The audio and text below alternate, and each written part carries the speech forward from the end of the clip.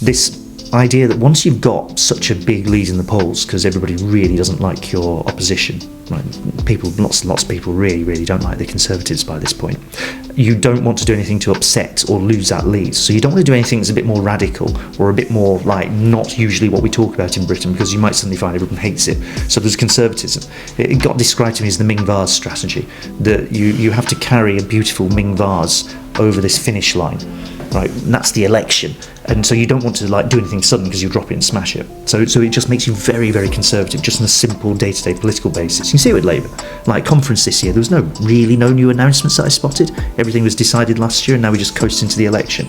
So they try and bolt everything down. So don't talk about wealth taxes.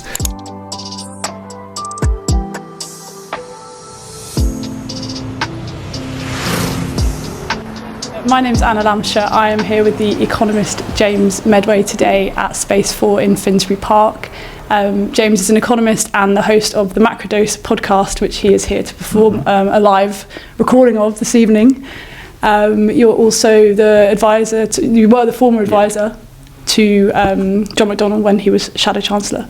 And you also are a member of an economic forum? Yeah, the Progressive Economy Forum, which I was director of for a while. So it's a group of sort of progressively inclined economists set up a few years ago to present the argument for opposing austerity, really, as a starting point. So that's been interesting working on that, because I think the argument around austerity has really shifted. Like in terms of public support for this, you look at the absolute kind of train wreck of public services in Britain, it's really obvious that this hasn't worked out. And then you can extend from that into like, well, what's happened to people's real wages, their living standards for that period of time, and it's also a kind of train wreck. So all of this looks bad, and your primary cause for this, at least in Britain, is what we did with austerity and spending cuts for a decade or more. So that's what PEF, the Progressive Economy Forum, was set up to do. That's what I'm still involved with. What we have with Macrodose is an attempt to sort of do a couple of things, one of which is just try and fill that space where a lot of the reporting of economics news, at least outside of the specialist press, like if you pick up the Financial Times or something, you get a somewhat different story about the world to if you go off and just watch the BBC or whatever. And I pick on the BBC because their own reporting of economics, not really from the specialist economic journalists, more from the political journalists, the people who are doing the Westminster stuff, right? So they pop up and they'll tell you like who's in or who's out of the cabinet and what the debates are. And what you find is these people, because they're not so much specialist economics journalists, they will pick up on lines that the Treasury's given them, or they'll just run off to the Institute of Fiscal Studies, and whatever they say, that's now the truth. And that means over the last decade or so has meant a very particular, completely sort of economically illiterate, really, argument about austerity has dominated how we talk about the thing. And that comes through from sets of fairly senior journalists who write about Westminster issues and just repeat these lines that don't really make sense in terms of economics. It got so bad that the BBC was basically forced to do a sort of review of its own output and concluded that yes, this was a serious problem. What we need is a greater diversity of voices, some sense that if you're doing economics, it's about a bit of an argument, right? It always is. It's the nature of the subject. It's not just one thing is right and everything else is wrong about this, and you have to try and bring that through a bit. So with Macrodose, it's an attempt to do some of that, but also to sort of frame the economics questions, because I think this is going to be increasingly important, frame economics questions as also essentially ecological questions. We're in the middle of an environmental crisis. This thing isn't going to get better. That's what our best kind of model saying is that has economic impacts, right? So if you suddenly find that there's droughts across much of the world because of a combination of El Nino and climate change, that there's not as much rice being produced, the price of rice goes up, right? It's sort of simple examples. We saw it in Britain earlier in the year where there's extreme weather events all around the Mediterranean, droughts in some places, floods in others. It meant that you couldn't grow as much food, and that meant supermarket shelves here are going empty. Okay, there's Brexit and a few other things feeding into that, but there's a big environmental part of the picture. So Macrodose is an attempt to sort of build out that story over what is now a year on a sort of weekly podcast basis. For a long period of time, we've tended to think that environmental crises, climate change is something that's happening either a long way into the future or it's happening a long way off. And you see stories, the terrible floods in Pakistan, right, just a few years ago, and hugely destructive. And it's actually, if you're sitting in Britain, it's quite a long way off. Now, obviously, a lot of people in Britain are directly affected because they have family, but nonetheless, it's somewhere else. Or you think about climate change, if you see, what was the film? Don't Look Up. where it's like, oh, this terrible disaster is going to happen in the future, and here's our science fiction version where in the future is really now, and it's a metaphor that an asteroid's going to hit the planet and we're all pretending it isn't, right? It's always something in the future. It's not something that's happening right now. The right now is things like, for instance, the Panama Canal, which transports this incredible amount of the world's goods, because it means that if you want to go from Brazil to China, you don't have to go all the way around South America, right? You go through the Panama Canal instead. And the rise of China has made it an increasingly important part of the world's transport infrastructure. Huge volumes go through it. It's drying up at the minute because there's a drought across Central America. It's a freshwater canal. You have to put more and more water into the thing so you can sail the ships through. And they can't sail ships through, or not as many as they used to be able to, because there's not enough water to carry them. So now you've got shipping companies basically paying the canal, the people operating the canal, millions of dollars so that their ship can jump to the front of the queue, right? So there's just a report that somebody paid $4 million so that their ship can move to the front of the queue to get down the canal. That's a cost. That cost turns into the prices we see when we go to the supermarket.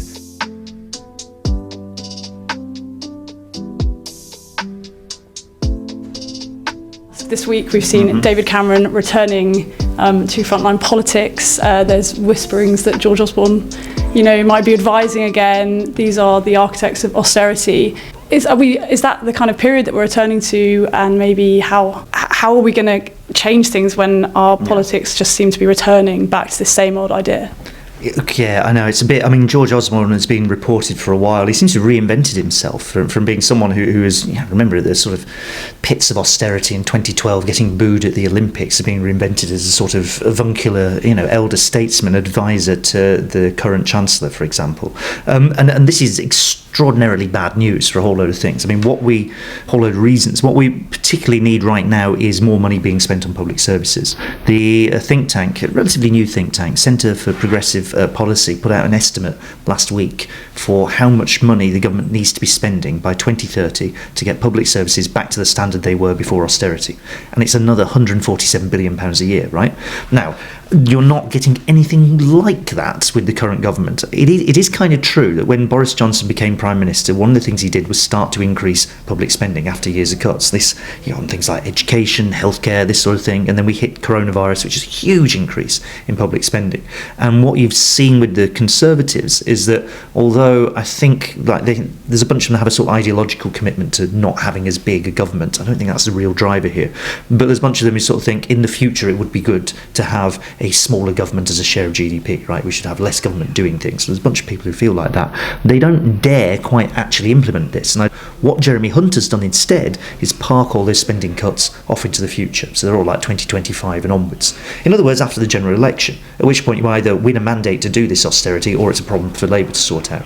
And the real challenge here right now is that Labour, although they say we oppose austerity, they're not actually backing this up with what you would need to do to oppose austerity, which is a pretty significant increase in spending, right? That isn't there in the plans. They've boxed themselves in, I think, unnecessarily with a fiscal rule. Not a fiscal rule, this idea that they're going to have a certain set of targets for what happens to the deficit, what happens to the debt. It's not inherently a bad idea. We had the same thing when I was advising John McDonnell. It's a way of effectively just stopping a bunch of arguments that you don't want to have happen, right? So you've done that. It's a way of also, if you're ever getting government, of disciplining the Treasury about what it is you're going to do and making sure that civil servants have a clear steer on how this government's fiscal policy should be landing. But the problem is that if you do this, you also need to say where you're going to raise money from if it's not going to be borrowing. And it's harder to borrow now than it was because interest rates have gone up. So they need to be talking about tax rises, and those tax rises should not be landing on most people who have been made worse off over the last few years. They don't have as much money as they used to have in real terms. It should be landing on rich people and rich institutions, and that means talking about a wealth tax. And this is a thing that, although Rachel Reeves, as Shadow Chancellor, has kind of in the past hinted at some versions of this, they've walked a long way from all of that. So the pattern, the picture you get at the minute is of a Conservative Party that is trying to be sort of clever about this and setting up future austerity for sometime after the election, and a Labour Party that is not really able to adequately respond to it. And that means that we are facing right now, in far worse circumstances even than we had in 2010, because we've gone through 10 years of austerity. There's now a climate crisis that is really biting. Significantly worse circumstances, and then we're going to be facing potentially another round of austerity. So all of this looks bad, right? I don't think that's going to be politically sustainable. I don't think it's politically sustainable for any government to get to the point where we've actually got where public services have been whittled to the bone, where we know that future demand for healthcare is going to be much higher than it was because we have an ageing population, there is more sick people around. I mean, this is a long-term effect of COVID in practice, is one of them, that we know we're going to have to spend more money on all of these things. And if you start saying we're going to cut and cut, or just magic up, as Rachel Reeves keeps doing, an extraordinary amount of growth that will somehow pay for all of this, it's just not plausible. And it's not politically plausible if you're in government.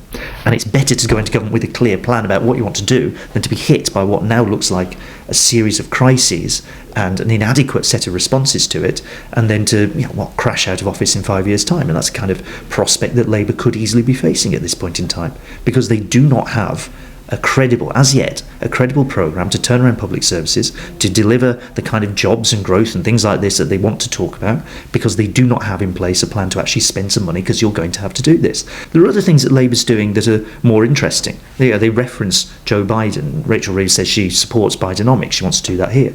I mean, that means more government intervention. That means government going out of its way to build new industries, as they're doing in the US, with lots and lots of investment going into decarbonisation, into green technology, electric vehicles, all this sort of stuff. But that involves spending money. And Joe Biden's spending a fortune doing this. You don't see that from Labour. So you can talk about how you want to do this. There's a basic bread and butter bit you're going to have to do here. And if you fail in this, almost all the rest of it looks really shaky. I think that's kind of worth pausing over, the idea of a wealth tax. When we talk about tax, I think people traditionally think of income tax. Could you maybe just explain the difference between the two and why we should be thinking about wealth tax specifically? So the difference between the two is that, all right, an income tax is what you're going to face every year, and the money you earn on a sort of maybe a weekly or monthly or annual basis. This is your income, and that's what you're going to pay as income tax. And that's the tax that most people in the country actually, it's still a majority of people, but because we've increased the personal allowance so much, and because so many people are so poorly paid in Britain, there's an increasingly large number of people who don't actually pay income tax, which creates all sorts of problems in lots of different ways. It means you end up with the income tax system leaning not so much on people who are really truly wealthy, who often find ways to not pay their income tax, to be blunt. Ends up leaning on people who are kind of middle class incomes, and that's where you get, I think, not unreasonably, you can have some sympathy with this. There's a lot of people saying, I'm already paying too much tax. That's the sort of general perception. The bit you want to take control of and do something about is what has happened to inequality of wealth, which in other words is not your income on a annual basis or whatever. It's like the amount of assets you have. It's like your house plus your pension plus any financial investments that you may have put your money into, and that tends to produce a return. You invest in something because you're going to get some money back from it. You invest in stocks and shares because the value of the shares go up. You get some money back. They pay dividends. That's a form of wealth. That in Britain, like across much of the rest of the world, is not taxed as heavily as it might be. And there are forms of the ways in which we don't tax that so much that, for example, if you buy a bunch of shares and you're a higher rate taxpayer and you sell those shares at a profit, the tax you pay, capital gains tax, is about half of what you pay if you just took your salary, right? So this is completely unfair and obviously unfair. And that's what happens when you're not taxing wealth properly. So there's a real incentive to stick your money into things that aren't necessarily very helpful for other people.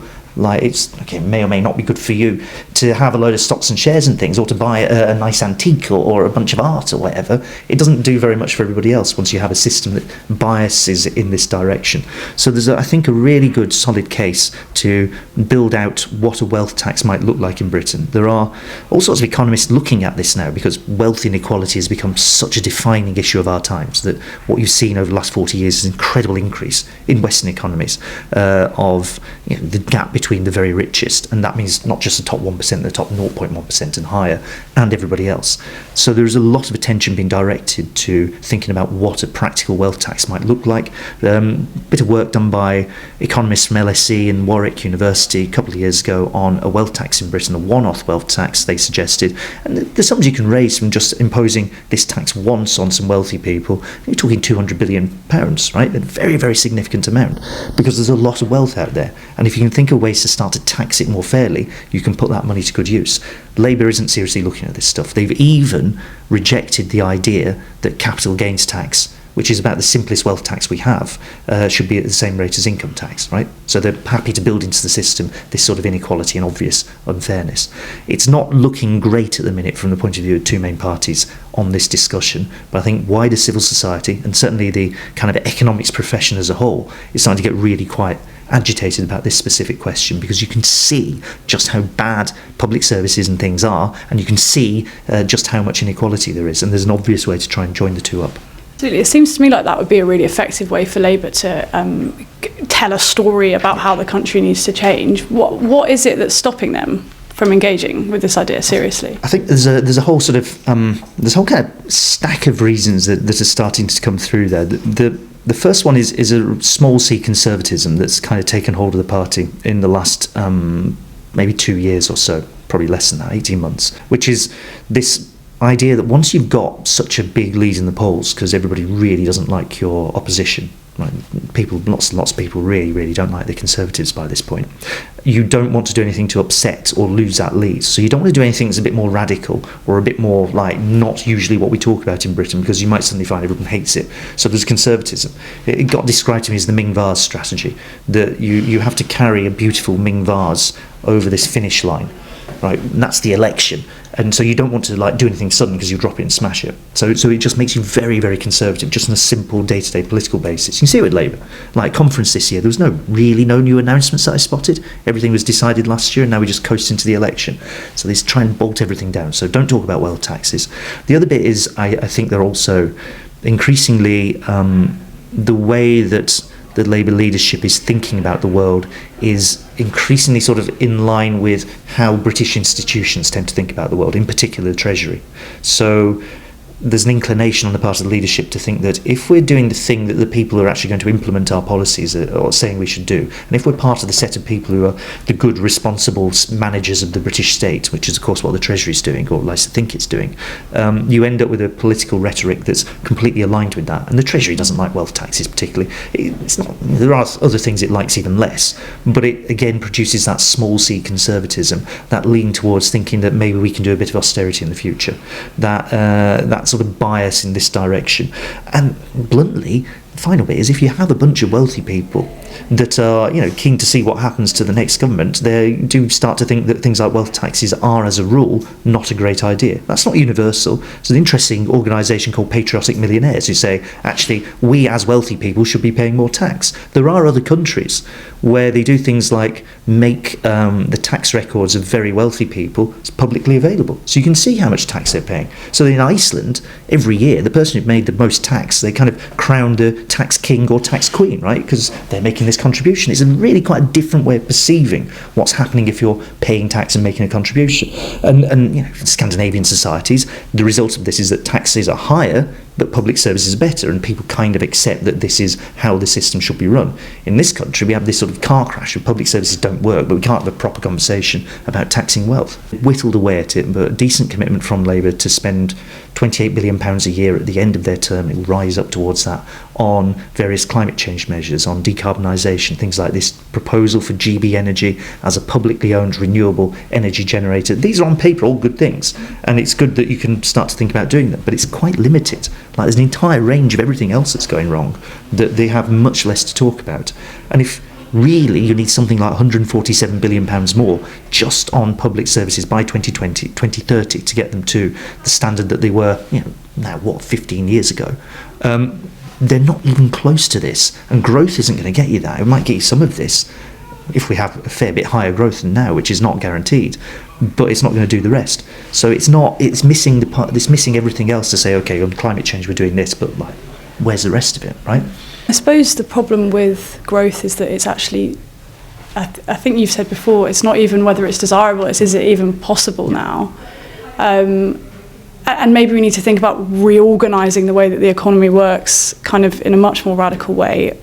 Do you have any ideas, maybe 3 headline policies you'd be recommending to Rachel Reeves? Were you her advisor? Look, the The most fundamental one is to stop talking about growth, right? I think that there needs to be a sort of discipline that Labour applies to itself, which is that it is not anymore going to have this placeholder, which is going, how are you going to pay for it? Oh, it's growth. Because it's the proverbial magic money tree at this point. It's just this thing you're going to say that sounds kind of economicsy and clever and like you know what you're talking about, but there's actually no real substance here. Because where are you going to generate this? Specifically, how are you going to generate this without a very significant plan to invest and spend more money, which they don't really have.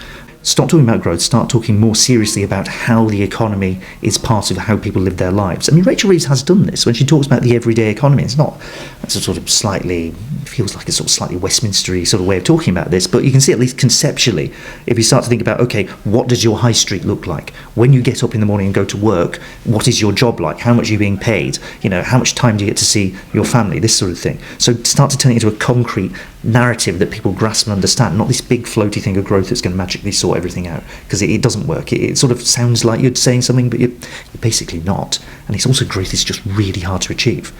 One of the things I think they could start to look at, which I've just touched on, is exactly that issue of what we do with our time.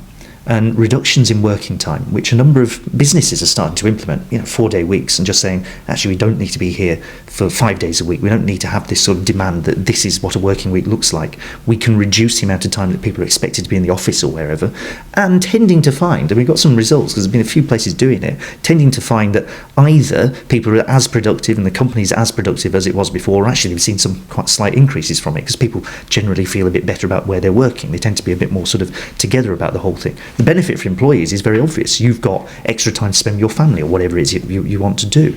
And it's really good for the environment if you start to do this on a large scale, because suddenly people are not commuting so much, right? So you're polluting less because you're not doing that so much. You're starting to just use and pollute use less energy and pollute the world quite so much on the basis of this. So it's a kind of win-win-win. It's not like going, oh, we're going to have loads of growth. It's not a very traditional way that people think about this, where you often get this language. You get it. Certainly you can see Liz Truss, for example, comes out with this. If everyone works really hard and works more hours, we'll get loads of growth, that's going to be better. It's the exact opposite to that. But it's a win-win-win for the things that you might actually care about. And I suppose my final question is actually just about universal basic income. What's your take on universal basic income, and how might that be implemented, and what might its effects be?